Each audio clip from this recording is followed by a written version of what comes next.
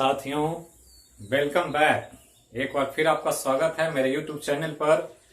चलते हैं, देखते हैं हम लोग एक नया चैप्टर, एक नया विषय, जिसमें हम लोग एक एक करके 4 विषय देख रहे हैं। फिजिक्स, केमिस्ट्री, बायो और साथ में ज्योग्राफी। आगे और भी वीडियो आएंगे। तो चलते हैं, आज हम लोग देखेंगे ज्योग्राफी या भूगोल के अंतर्गत बहुत महत्वपूर्ण टॉपिक जो चल रहा था हमारा पहले से, उसी को हम आगे कंटिन्यू करेंगे।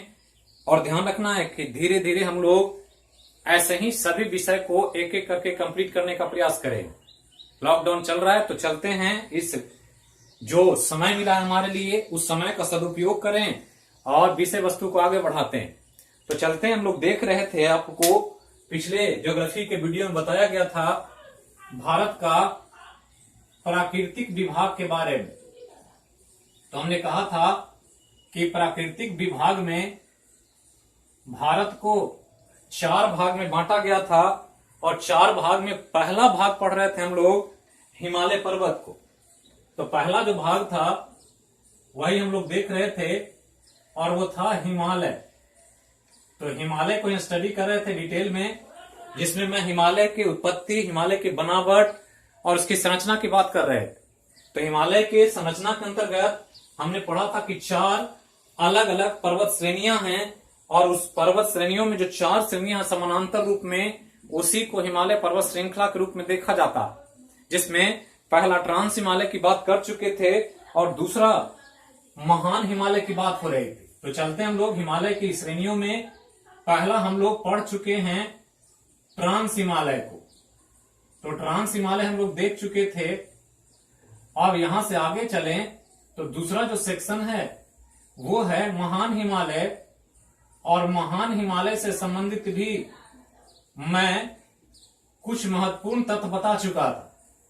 अब महान हिमालय या ग्रेट हिमालय, जिसके बारे में हमने कहा था साथियों कि इसको हिमाद्री भी कहते हैं, और हिमाद्री के रूप में एक इंपॉर्टेंट नाम दिया गया है क्योंकि इस पर्वत के इस श्रेणी में ज्यादातर सालों भर, ज्यादातर एरिया में बर्फ का एक चादर या बर्फ का एक बहुत बड़ा पार्ट दिखाई पड़ता है। बर्फ ढके रहते हैं, बर्फ के चादर मिलते हैं, और इसीलिए बर्फ के मौजूदगी की वजह से हिमाद्री कहा गया।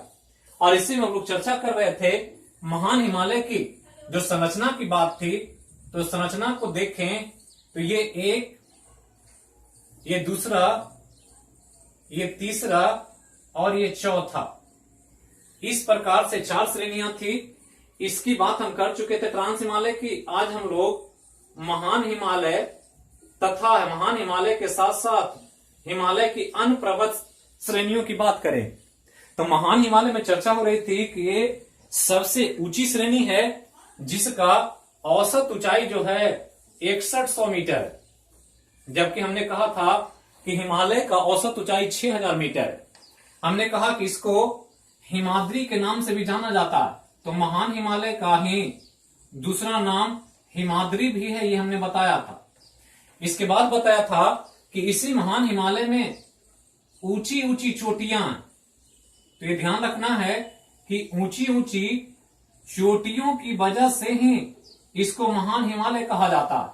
इसके बाद हमने बताया था कि भारत या आसपास की जितनी भी बड़ी नदियां, ये सभी नदियां इसी हिमालय की श्रेणी से निकलती है, जिसमें गंगा, ब्रह्मपुत्र, सिंधु, ये सब की बात आती है।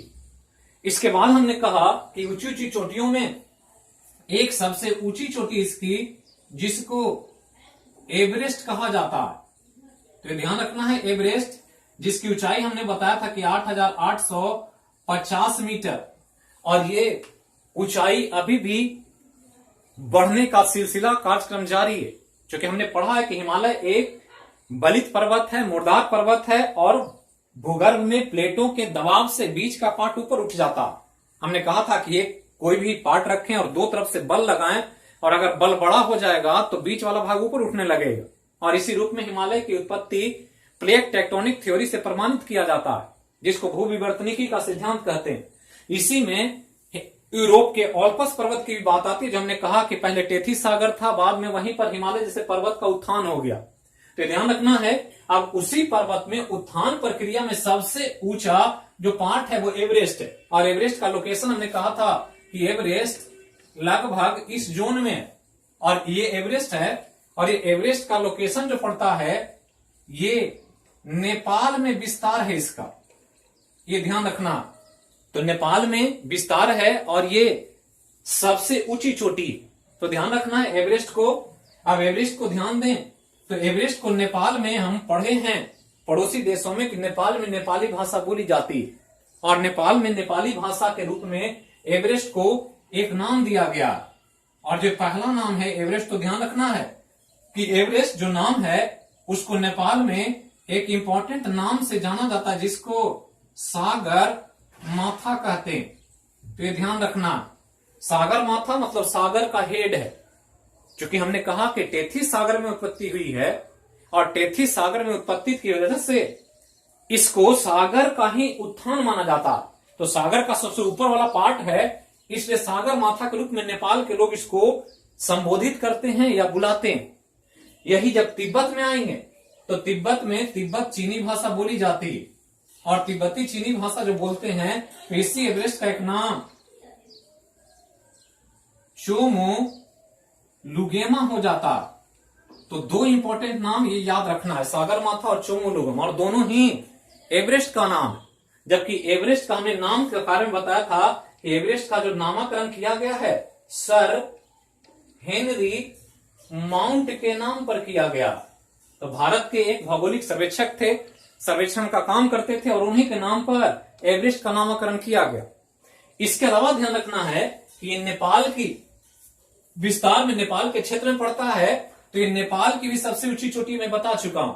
इसके अलावा यह भी पता हमने कि चीन की भी सबसे ऊंची चोटी है, चीन भी इसी को अपना सबसे ऊंचा चोटी मानता है, क्योंकि चीन का एक अलग ही नजरिया है साम्राज्यवादी प्रवृत्ति के, अपने आसपास के बॉर्डर एरिया को अपना ही हिस्सा मानता है, और इसी चलते ये विवाद है। लेकिन एग्जाम में अगर पूछे तो आप ध्यान रखना एवरेस्ट को नेपाल में ही मानेंगे।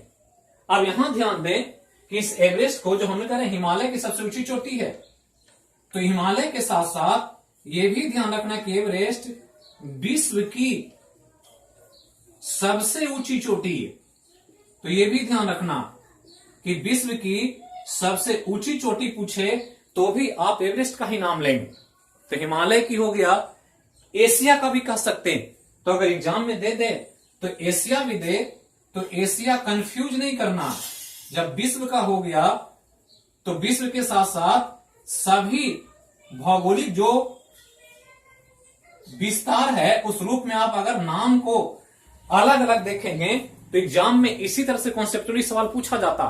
कभी पूछेगा हिमालय की सबसे ऊंची चोटी, कभी पूछेगा नेपाल की सबसे ऊंची चोटी, कभी पूछेगा विश्व की सबसे ऊंची चोटी, कभी पूछेगा एशिया की सबसे ऊंची चोटी, तो नाम एक ही आएगा एवरेस्ट का। यह ध्यान रखना कि एवरेस्ट का 3 अलग अलग नाम है। एवरेस्ट है जो हेनरी माउंट के नाम पर, नेपाल में सागर माथा, और तिब्बत के लोग इसको चोमो लुगेमा कहते हैं।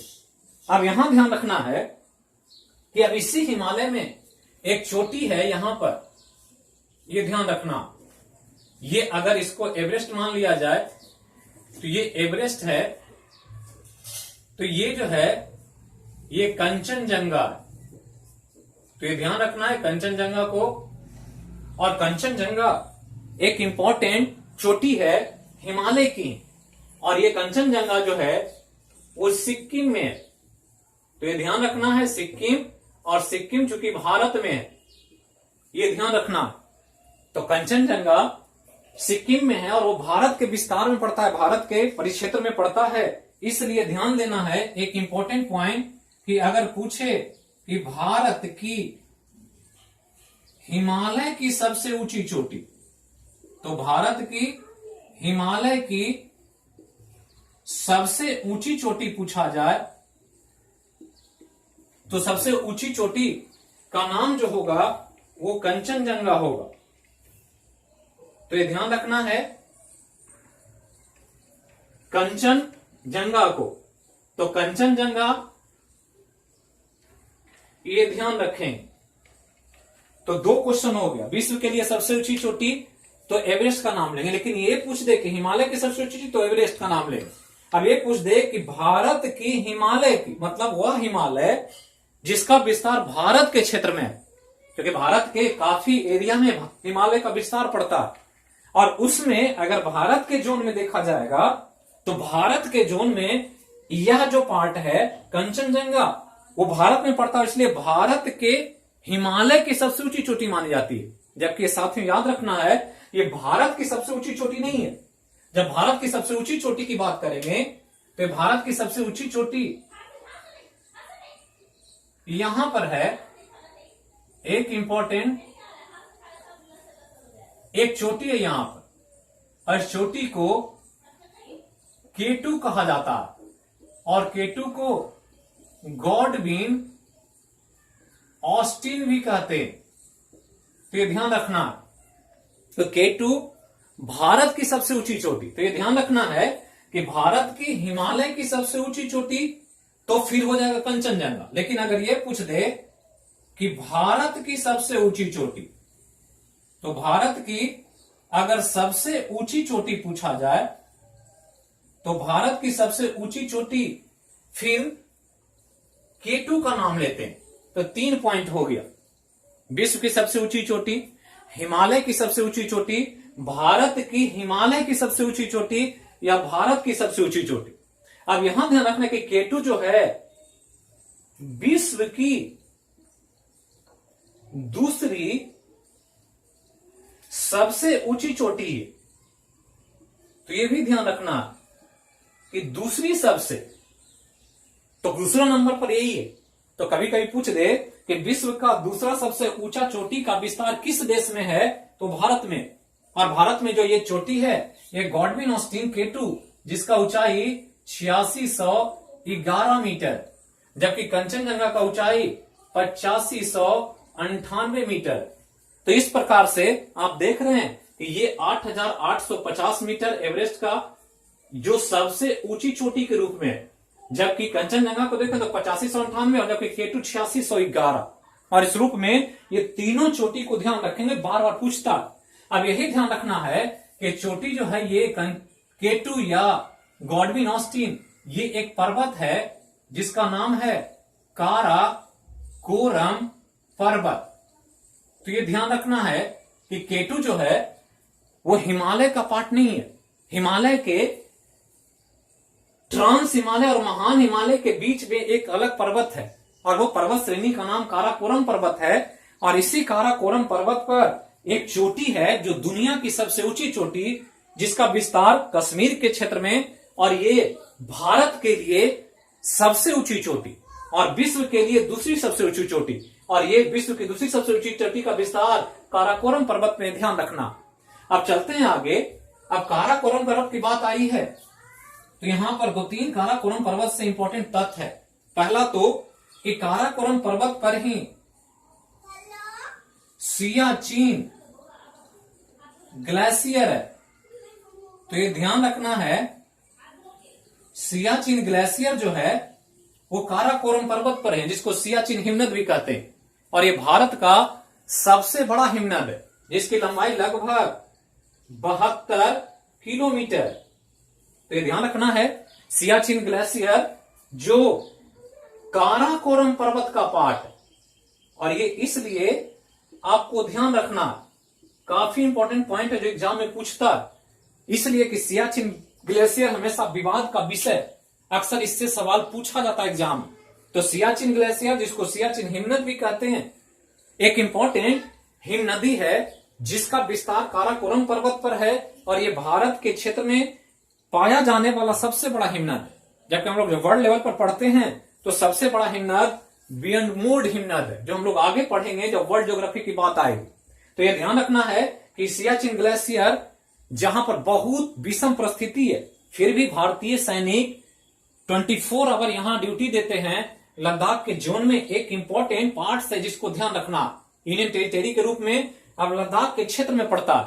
लेकिन ये ध्यान रखना है कि इतना विषम परिस्थिति में ऊपर का लोकेशन, और ऊपर के लोकेशन की वजह से इसको एक युद्ध स्पॉट के रूप में चीन या पाकिस्तान सब चाहते हैं कि वहां पर अपना एक सैनिक बेस बनाएं, और इसलिए उस पर दावेदारी हमेशा पाकिस्तान चीन के द्वारा होता रहता है, और इसलिए इसको एक डिस्प्यूटेड विवादास्पद लैंड के रूप में देखा जाता है। लेकिन भारत का अभिन्न अंग है, और भारत का अभी भी इस पर अपना एक प्रभाव है, स्वामित्व है। इसी के चलते यहां ध्यान रखना है कि इसको सबसे पहले जो एक व्यक्ति, जो सियाचिन ग्लेशियर का एक राजनीतिक व्यक्ति, एक पॉलिटिकल आदमी जो इसका यात्रा किया या विजिट किया, उनका नाम था एपीजे अब्दुल कलाम। तो ध्यान रखना है कि एपीजे अब्दुल कलाम पहले व्यक्ति थे जिन्होंने सियाचिन ग्लेशियर का दौरा किया। एक राजनीतिक व्यक्ति, सैनिक रहते हैं वहां पर, भारतीय सेना काम करती है 24 आवर, लेकिन प्रधानमंत्री के रूप में मनमोहन सिंह इनके जस्ट बाद इस ग्लेशियर का दौरा किया और मनमोहन सिंह ने जाकर के इस सियाचिन ग्लेशियर काराकोरम पर्वत को एक नाम दे दिया जिसको पीस माउंटेन कहते हैं, शांत पर्वत। दुनिया को संदेश देने के लिए कि वर्ल्ड में, चूंकि दुनिया की नजर होती है सियाचिन पर, और आपको पता होगा कि सियाचिन के बारे में हमेशा विवाद आता है, न्यूज में हमेशा बना रहता है, इससे करंट अफेयर से जोड़ करके सवाल पूछता। तो एपीजे अब्दुल कलाम पहले राजनीतिक, उसके बाद मनमोहन सिंह, इनके जस्ट बाद इसका दौरा करने का काम किया और मनमोहन सिंह जाकर के इस पर्वत का एक नामकरण कर दिया और एक नाम दे दिया पीस माउंटेन। तो कभी जनरल वेस्ट के तौर पर पूछ दे कि पीस माउंटेन के रूप में देखा जाता है किसको, तो काराकोरम पर्वत। तो ये एक इंपॉर्टेंट तथ्य है जो आपको ध्यान रखना। अब यहां ध्यान देना है कि जब हम हिमालय की बात करते हैं तो हिमालय भारत के जस्ट ऊपर में है, उत्तर में। भारत के नीचे से देखें, अगर हम भारत का मैप बनाएं तो ये अगर भारत है ऐसे, तो यहां पर हिमालय है ये इस प्रकार से, और यही हिमालय का 4 श्रेणियां ऐसे है। अब इधर से तो समुद्र है, इधर से कोई आ नहीं सकता, इधर से ही आने की स्थल मार्ग है जिससे लोग प्राचीन समय से ही आते रहे। भारत में जितने भी आक्रमणकारी आए वो उधर से ही चल कर आए। बाद में समुद्री मार्ग का विकास हुआ, समुद्री मार्ग के बारे में लोगों को जानकारी हुई तो इधर से ही चल करके लोग आना शुरू किया। तो यहां ध्यान रखना, समुद्री मार्ग इधर था जो पहले सुविधाजनक नहीं था, इधर से ही लोग आते थे। अब जब आते हैं तो पर्वत एक बाउंड्री का काम करता है, प्रहरी का, और इस रूप में इधर से इधर आने के लोग जगह को ढूंढा करते थे, और जगह जब ढूंढते थे तो इस जगह को एक नाम दिया गया जिसको दर्रा कहते हैं। दर्रा जिसको पास कहा जाता है, पास या पासवे भी कह सकते हैं। और महान हिमालय में कई ऊंचाई पर, चूंकि हाइट सबसे ज्यादा इसी श्रेणी का, और इसीलिए जब उत्तर साइड से जब भारत में कोई प्रवेश करना चाहता है तो रास्ता ढूंढता है कि कहां कहां पर गैपिंग होगा जहां से हम आ सकते हैं, और इस रूप में दर्रे को खोजने का काम किया जाता रहा शुरू से। और कई दर्रे हैं जिसका उपयोग आवागमन के लिए, यातायात के लिए होता रहता है। तो पहले तो ध्यान रखना है कि ऊंचाई वाले हिस्सों में या पर्वतों में वैसा क्षेत्र, वैसा भाग जो यातायात के लिए यूज होता हो, आवागमन के लिए प्रयोग किया जाता, उसी को दर्रा या पास कहते हैं। तो अर्थात ये दर्रा क्या है, तो एक मार्ग है जिसका प्रयोग यातायात के लिए किया जाता है। तो ये ध्यान रखना है कि एक मार्ग होता है, पास है, जिसका उपयोग यातायात के लिए शुरू से ही होता रहा है, बाद में इसी को रास्ते के रूप में डेवलप किया गया। तो ध्यान रखना है, बहुत इंपॉर्टेंट पॉइंट है, बीपीएससी में पूछा गया, 65वीं में, 64वीं में, बिहार दरोगा में पूछा गया। तो पास अब ध्यान रखना, और पास महान हिमालय में कई महत्वपूर्ण पास है जिसकी चर्चा आपको ध्यान रखनी होती है। तो ये ध्यान रखना है कई पास को। अब जब पास को देखेंगे तो जम्मू कश्मीर और लद्दाख के क्षेत्र में कई पास है, और उस पास को ध्यान रखना है कि जब J&K और लद्दाख की बात आएगी तो यहां पर कई पास हैं जिसका प्रयोग प्राचीन समय से होता रहा। और इस पास को ध्यान रखना, जिसमें एक पास है, नाम है जोजिला, एक का नाम है बुर्जी, एक का नाम है काराकोरम, एक का नाम है बनिहाल। तो ये ध्यान रखना। तो ये 4 दर्रे बहुत इंपॉर्टेंट है, पूछा गया है पिछली बार भी एग्जाम। तो जोजिला, बुर्जी, काराकोरम या बनिहाल, ये जो दर्रा है जम्मू कश्मीर और लद्दाख के जोन में पड़ता। अब यहां ध्यान रखना है कि काराकोरम जो दर्रा है, ये दर्रा भारत का सबसे ऊंचा दर्रा। तो ये ध्यान रखना, कई बार पूछेगा और एग्जाम में अक्सर पूछा जाता। तो काराकोरम दर्रा भारत का हाईएस्ट पास के रूप में सबसे ऊंचाई पर मौजूद दर्रा है। चूंकि हमने कहा ये काराकोरम यहां है लद्दाख के क्षेत्र में, और यहीं पर सबसे ऊंचे दर्रे के रूप में काराकोरम दर्रा। अब यहां ध्यान रखना कि बनिहाल कश्मीर में पड़ता है, और बनिहाल जो कश्मीर का एरिया है, इस बनिहाल दर्रे में एक इंपॉर्टेंट लोकेशन है जिसको जवाहर सुरंग कहते हैं। तो ध्यान रखना है जवाहर सुरंग को। और जवाहर सुरंग कई बार पूछा एग्जाम, एक टनल है जो जम्मू को श्रीनगर से जोड़ता, और जम्मू से श्रीनगर को जोड़ने में इस मार्ग का प्रयोग किया जाता। हमने कहा कि पास को ही शुरू से लोग यूज करते रहे आवागमन के रूप में, और बनिहाल दर्रा ही वह दर्रा है जिससे जवाहर सुरंग का निर्माण किया गया, जो भारत का पहले सबसे लंबा टनल भी हुआ करता था। वर्तमान में लंबा नहीं है, लेकिन आज भी याद रखना है कि बनिहाल दर्रा वह दर्रा है कश्मीर के क्षेत्र में जहां पर जवाहर सुरंग है।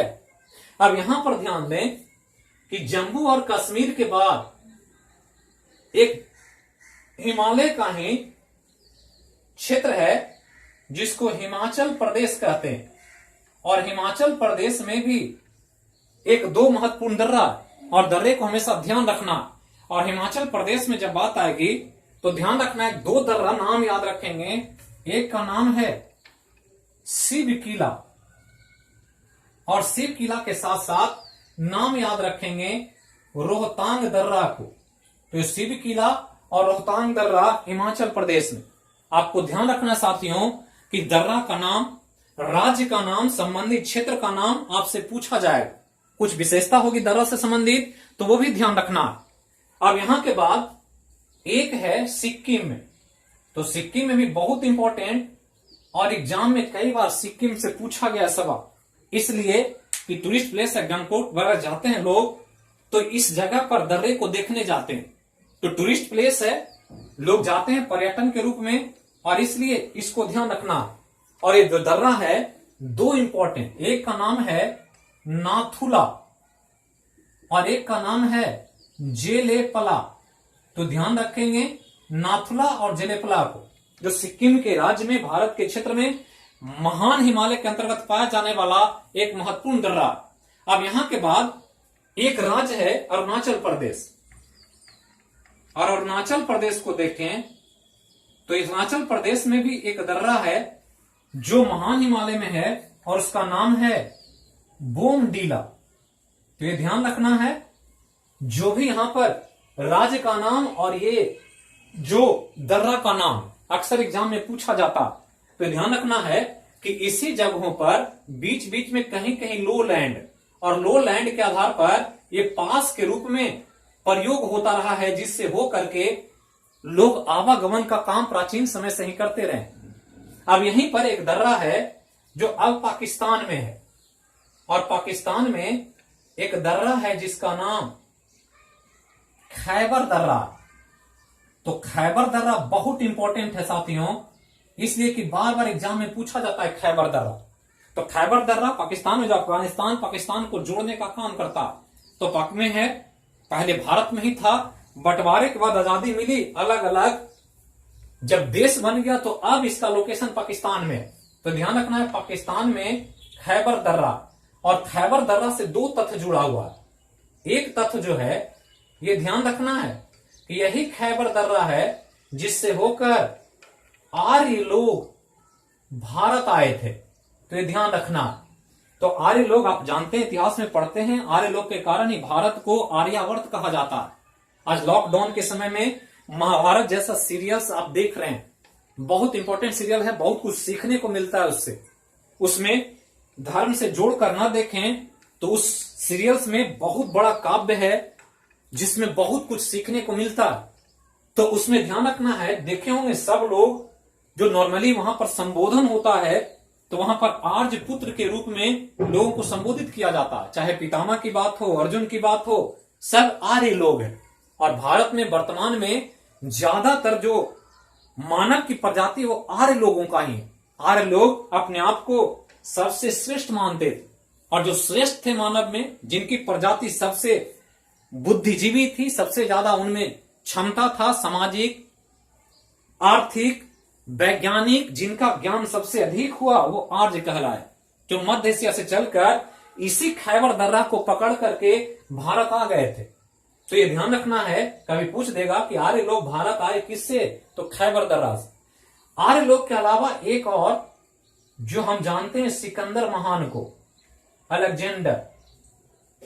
तो सिकंदर महान वह व्यक्ति था जो ग्रीस से चल करके, मकदूनिया से चलकर पूरे वर्ल्ड को अपने अधीन करने का प्रयास किया। सफलता नहीं मिली, लेकिन लगभग उसको विश्व विजेता ही माना जाता है। भारत के क्षेत्र में, मगध में युद्ध लड़ने का साहस नहीं, वह वापस लौट गया, जिसने रास्ते में उनकी मृत्यु हो गई। लेकिन ये सिकंदर महान भी इसी खैबर दर्रे से होकर के भारत आए थे। तो ये ध्यान रखना है, ये खैबर दर्रा बहुत इंपॉर्टेंट है। तो खैबर दर्रा से दो आर्य लोग और सिकंदर महान दोनों का तथ्य जुड़ा हुआ, जो आपको एग्जाम में पूछेगा और अक्सर पूछता है। 65 पर्सपेक्टिव बीपीएससी में यह सवाल यहां से पूछा गया है, दर्रा से संबंधित। तो ये 2-3 पॉइंट आपको ध्यान रखना। तो यही महान हिमालय से संबंधित बात। अब महान हिमालय के बाद एक छोटा सा हिमालय का पार्ट है, जिसको हम लोग महान हिमालय के जस्ट नीचे देखें तो एक हिमालय का पार्ट है जिसको हम हिमालय की श्रेणी कह सकते हैं, और वो पार्ट है तीसरा, जिसका नाम है, तीसरा पार्ट है जिसका नाम है मध्य हिमालय। तो ये ध्यान रखना है, मध्य हिमालय। तो महान हिमालय के बाद मध्य हिमालय। तो मध्य हिमालय यहां है, ये वाला तीसरा श्रेणी मध्य हिमालय है। और ये मध्य हिमालय ज्यादा इसमें तथ्य नहीं है, 2-3 पॉइंट्स है। मध्य मतलब मध्यम हाइट का, ज्यादा ऊंचाई नहीं है, मतलब कम हाइट वाला एक श्रेणी है। और वह श्रेणी जो मध्य हिमालय यहां है, और ये सबसे नीचे वाला शिवालिक है, या सबसे दक्षिण वाला शिवालिक है। तो मध्य हिमालय का विस्तार ध्यान रखना कि महान हिमालय के दक्षिण में, या शिवालय की उत्तर में, या महान हिमालय और शिवालिक के बीच वाला जो भाग है वो मध्य हिमालय। ज्यादा हाइट नहीं है, कम ऊंचाई वाले यहां पर्वत हैं, और पर्वत के कारण इसको नॉर्मली हिमाचल श्रेणी कहा जाता है। तो हिमाचल श्रेणी के रूप में इसको देखते हैं। और यहां पर कम ऊंचाई के पहाड़ी मिलते हैं, जिसको नॉर्मली हम लोग हिल स्टेशन कहते हैं। तो ये ध्यान रखना है हिल स्टेशन को। तो हिल स्टेशन जो होता है वो स्वास्थ्य वर्धक शहर होता है। तो स्वास्थ्य वर्धक शहर बहुत इंपॉर्टेंट है, कभी पूछ देगा कॉन्सेप्चुअली कि जितने भी हिल स्टेशन हैं वो हिमालय के किस श्रेणी में हैं, तो मध्य हिमालय में। तो ध्यान रखना है, बहुत सारे शहर का नाम जो आपको याद रखना है। जैसे हम नाम लें, एक नाम है मंसूरी, एक नाम है शिमला, एक नाम है डलहौजी, एक नाम है डलहौजी, एक नाम है नैनीताल, एक नाम है दार्जिलिंग। तो ये सब जो है, ये सब हिल स्टेशन और शीर्ष स्टेशन के रूप में धर्मशाला वगैरह का नाम सुनते होंगे।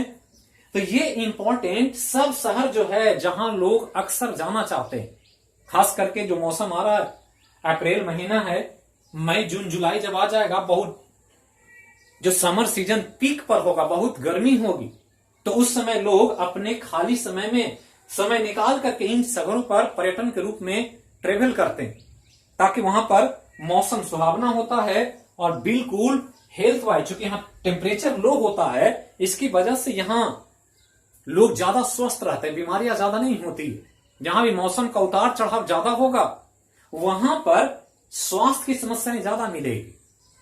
बरसात के सीजन में देखते होंगे ज्यादातर बीमारियां देखी जाती। तो यहां पर ये स्वास्थ्य वर्ग शहर है, और इसीलिए हमने देखा है कि अंग्रेजों ने शिमला को अपना ग्रीष्म में कालीन राजधानी बनाया था। तो ये ध्यान रखना है, अंग्रेजों को पता था कि गर्मी के समय में इससे अच्छा लोकेशन नहीं हो सकता, और इसलिए वो अपना सारा राजकीय कार्य जो होता था वो प्रशासनिक व्यवस्था शिमला से संचालित करते थे।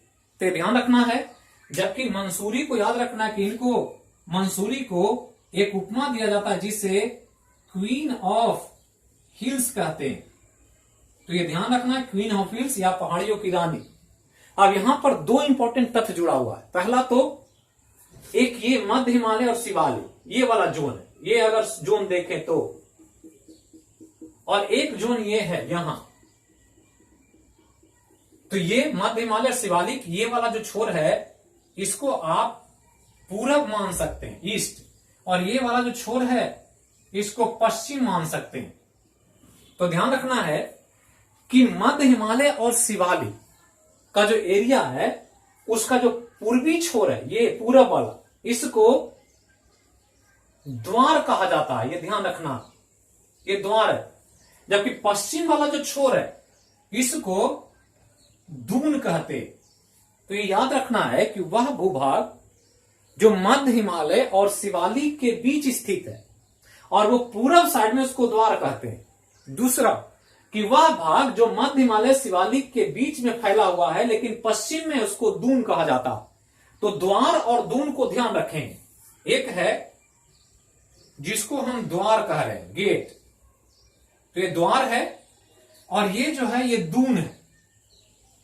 और इस लोकेशन की वजह से दो इंपॉर्टेंट शहर भारत का यहां पर बसा हुआ है, और जो बसा हुआ है इसी के कारण द्वार से यहां नाम आया है हरिद्वार। तो ये ध्यान रखना हरिद्वार को। जबकि दून जो आया है, इसी दून से यहां पर एक शहर है जिसका नाम देहरादून है। तो दून पब्लिक स्कूल, दून बहुत सारा, देहरादून बहुत इंपॉर्टेंट पेट्रोलियम का इंस्टीट्यूशन है, ओएनजीसी का हेडक्वार्टर है, बहुत सारे देहरादून में लोकेशन। तो ध्यान रखना है जो पश्चिम वाला पार्ट है वो दून है, वहीं पर देहरादून का लोकेशन, जबकि जो पूरा वाला पार्ट है वो द्वार है, और इसी से हरिद्वार का नामकरण किया गया। तो कभी एग्जाम में पूछ दे साथियों कि मध्य हिमालय और शिवालिक के बीच में जो भाग है, जो पूर्वी छोर में विस्तार है, उसको द्वार कहते हैं, और द्वार का जो विस्तार है उसी के आधार पर हरिद्वार का नामकरण किया गया।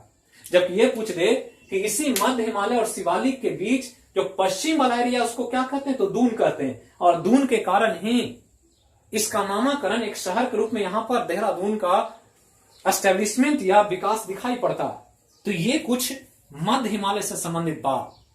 तो ये दो महत्वपूर्ण श्रेणियां, महान हिमालय और मध्य हिमालय, जो भी इंपॉर्टेंट तथ्य है वो कॉन्सेप्चुअली आपको बताया जा रहा है। सबको याद रखें, और इसको हमेशा एग्जाम को इंपॉर्टेंट पॉइंट्स के रूप में देखें कि एग्जाम में सबसे ज्यादा यहां से सवाल पूछा जाता है। हमने कहा है कि हिमालय से एक सवाल निश्चित तौर पर आपसे पूछा जाएगा, हर बार पूछ रहा है, बार बार किसी भी एग्जाम में बैठेंगे तो पूछेगा। क्यों पूछता है? क्योंकि हिमालय बहुत महत्वपूर्ण है भारत के लिए, एक वरदान है नेचर का, प्रकृति का, जो हम लोग देखेंगे क्यों वरदान है ये अगले वीडियो में। वीडियो को पसंद आए लाइक करें, सब्सक्राइब करें, ज्यादा से ज्यादा लोगों को शेयर करें, कमेंट बॉक्स में जरूर कमेंट भी लिखें ताकि हम समझ सकें कि वीडियो ठीक है नहीं है, इसमें क्या कमियां हैं, क्या इसमें और सुधार की जरूरत है। तो मिलेंगे हम लोग फिर अगले वीडियो में, तब तक के लिए शुभ रात्रि, थैंक यू।